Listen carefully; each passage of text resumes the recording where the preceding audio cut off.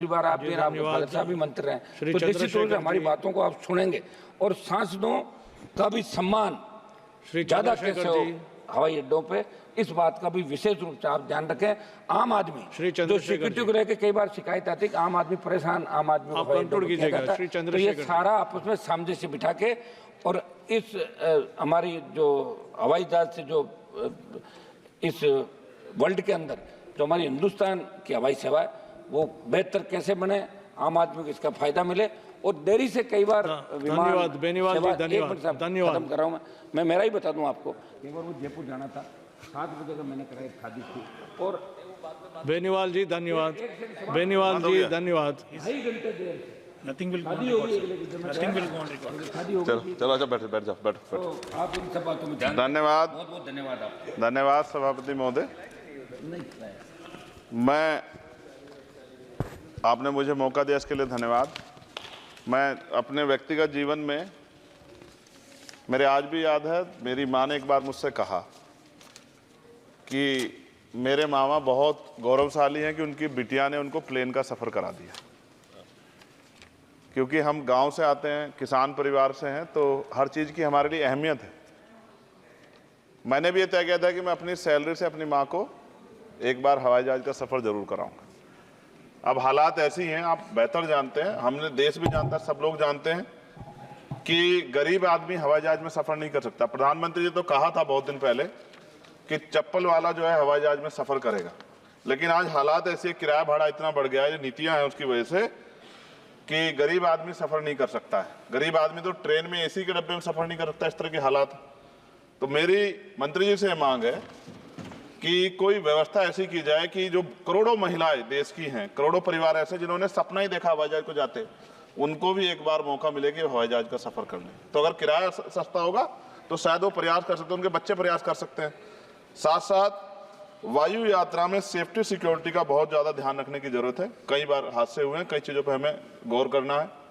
साथ साथ ज़्यादातर एयरपोर्ट जो है वो प्राइवेट हो गए और प्राइवेट होने की वजह से कर्मचारियों का शोषण होता है। कर्मचारियों की, क्योंकि हमारे यहाँ बेरोजगारी बहुत है, तो कर्मचारियों को वहाँ काम करने में जो सैलरी मिलती है उसमें एक बार का टिकट भी नहीं आता कई जगह पे। तो मेरी आपसे ये आग्रह है कि जिन लोगों जो प्राइवेट हो गए वहाँ भी सैलरी कम से कम न्यूनतम वेतन इतना होना चाहिए 20,000 रुपये कि वो अपने परिवार का भी और सफ़र भी वो कभी कर ले, ऐसा मौका भी उन्हें मिलना चाहिए। साथ साथ प्राइवेट होने की वजह से SC ST OBC के बच्चों को जो नौकरी मिल जाती थी वो भी जीरो होगी। तो मेरी आपसे आग्रह है कि अगर प्राइवेट भी हो गया तो उनसे भी कहा जाए कि कमजोर वर्गों के लोग बच्चों को मौका दिया जाए।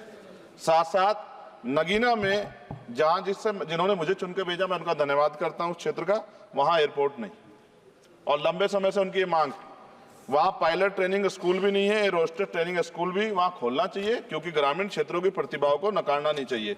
साथ साथ मेरा जिला जो है सहारनपुर, वहां एयरपोर्ट पुराना है, वो डिफेंस का है सरसावा में, लेकिन वहां से पैसेंजर जो है यात्रा के लिए कोई सुविधा नहीं। और साथ साथ एक जगह है छुटमलपुर, क्रांतिकारी जगह है, जहां हम पैदा हुए, क्रांतिकारी जगह है ही वो सर। तो वहां पे भी हवाई पट्टी की जो है स्थापना जो है सरकार को करानी चाहिए। हमारे लोगों को, छुटमलपुर के लोगों को बहुत अच्छा लगे और फायदा भी होगा, बहुत सारा जो है आसान हो जाएगा जनता के लिए। और सुबह से हम प्रयास कर रहे हैं सर कि हमें बोलने का मौका दिया। यहाँ छोटी पार्टियों के लिए थोड़ी समस्या है और 2.5 घंटे इंतजार का मौका मिल रहा है। मैं भाजपा के साथियों को याद दिलाना चाहता हूँ, एक समय था कि आप पे भी 2 मेंबर ऑफ पार्लियामेंट थे, आज आपकी सरकार है, आपको तीसरी चौथी बार मौका मिला है। अगर हम लोग भी ज्ञान की कमी थोड़ी है किसी में, ऐसा तो रानी के पेट से ही राजा पैदा होता है या कोई माँ के पेट सीख के आता है। हम तो संघर्ष करके आए 15-15 साल, तो जब हमें मौका नहीं मिलेगा, अपनी बातें रख पाएंगे तो हमारी बात कैसे पहुंचेगी। साथ साथ मेरा आपसे आग्रह है, ये मेरी मांग नहीं है, ये पंजाब के लोगों की मांग है। देश के प्रधानमंत्री जब कह के आए थे पंजाब में, कह के आए थे पंजाब में कि जब आदमपुर एयरपोर्ट का नाम जो है सतगुरु रविदास जी महाराज के नाम पर करने के लिए कह गए थे प्राइम मिनिस्टर। आप पता करा लो, ऑन रिकॉर्ड है, प्राइम मिनिस्टर ने अपनी स्पीच में कहा जब पंजाब गए कि हम इस जालंधर में जो एयरपोर्ट है आदमपुर में, कि हम उसका नाम सतगुरु रविदास जी महाराज के नाम पे करेंगे। लेकिन सर दावे और वादे हैं, कब तक ये खोखले वादे होते रहेंगे। देश के प्रधानमंत्री की बात का कोई सम्मान होना चाहिए। क्या सरकार, ये मंत्री जी नहीं सुनना चाहते या फिर उन्होंने झूठा वादा कर लिया, इन पे भी ध्यान देना चाहिए। लेकिन साथ साथ मेरी मांग भी है, मैं पुनः इस बात को दोहराऊंगा सर, कि गरीब लोग, मैं गांव में जाता हूं, मीटिंगों में जाता हूं, पूछता हूं महिलाओं से, कभी हवाई जहाज सफर किया? मैं लाखों लोगों से मिल चुका, आज तक गरीबों ने हाथ नहीं उठाया सर कि उन्होंने हवाई जहाज का सफर किया, हेलीकॉप्टर का भी नहीं किया है। क्योंकि सर इस देश में आर्थिक गैर बराबरी बहुत बड़े पैमाने पे है। गरीब पैदा होता है, मर जाता, ना अच्छा इलाज मिलता, ना सुविधाएं मिलती, बस उसका जीवन है कि वो पैदा हो गया, ऐसा लगता है मजबूरी में पैदा हो गया, उसको पैदा ही नहीं होना चाहिए था।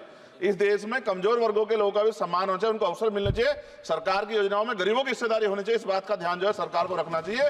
और अगर सरकार नहीं रखती है तो वो सरकार सर गरीबों की नहीं हो सकती है।